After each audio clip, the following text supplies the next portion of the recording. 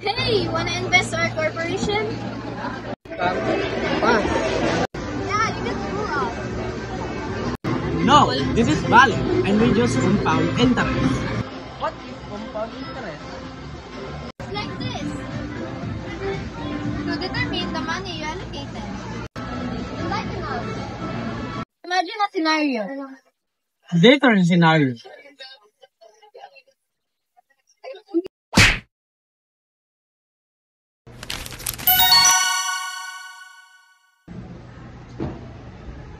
Hi sir, how may I help you? I'd like to invest now. I'm already 45 years old and I will likely save 500 monthly at 6 interest. I will end up with 145,430 pesos. And with these questions, I will probably have much more money than Giovanni.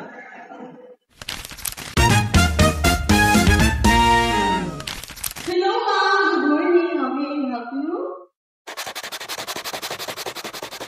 Good morning, ma'am. I would like to open a retirement account with just 1,000 pesos and contribute 100 monthly at 7 annual interest compounded monthly. With this formula and this formula, also this formula, will end up with this formula.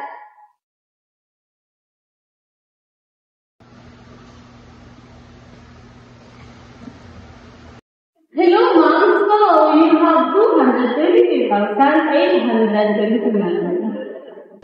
I'm finally rich! So start early and let time do the work.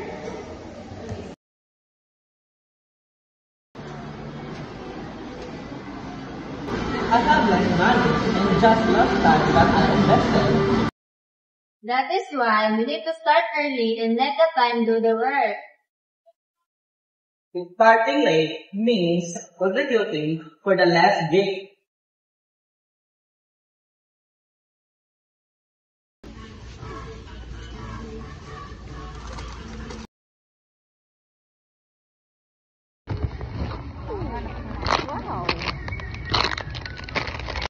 Careful, you might have less budget for that. What is it 200 pesos every salary?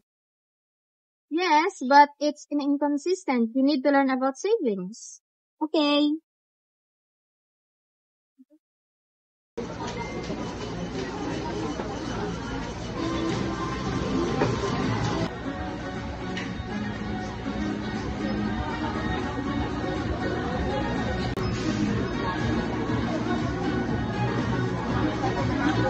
Oh, it's easy. Yeah.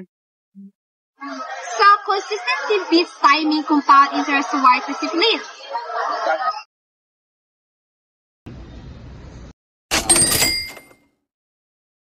It's Saturday day. Time to party. Don't you have a plan for the future? There's a new release bag of Louis Vuitton, so who cares? What a stubborn. Should try to invest instead. Okay, I will try. Hello, this is the compound bank, how may I help you? I will invest 100,000 with 8% compound interest for 10 years. Okay ma'am. Wait. I would like to withdraw 50,000 to buy the latest release of Louis Vuitton. Wow, that was fast.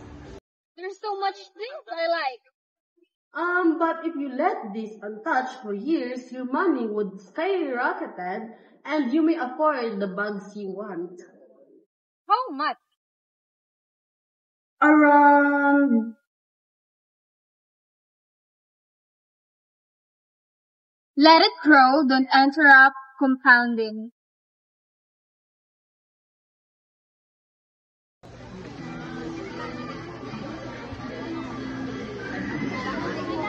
What would I do with my inheritance? Save it. Save it. Maybe I should invest the dividends. I think so. Hello gang, how may I help you? I'd like to deposit my inheritance 5,000 pesos with 5% compound interest. Over the years of investment, it became 10,000.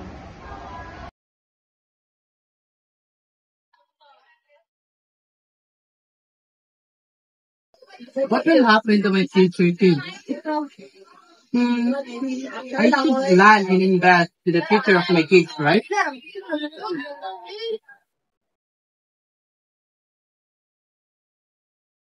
Hi sir, how may I help you? I'd like to open an account for the future of my kids. Maybe 100,000 with 8% of compound interest is enough for the future of my children. Right? Yes sir. After 18 years, we will have enough money for education. Right? Yes sir. Thank you. So, all long-term investment changes the future. So are you guys willing to invest now? I think so. In conclusion, compound interest is a powerful financial principle that allows investment or savings to grow at an accelerating rate over time.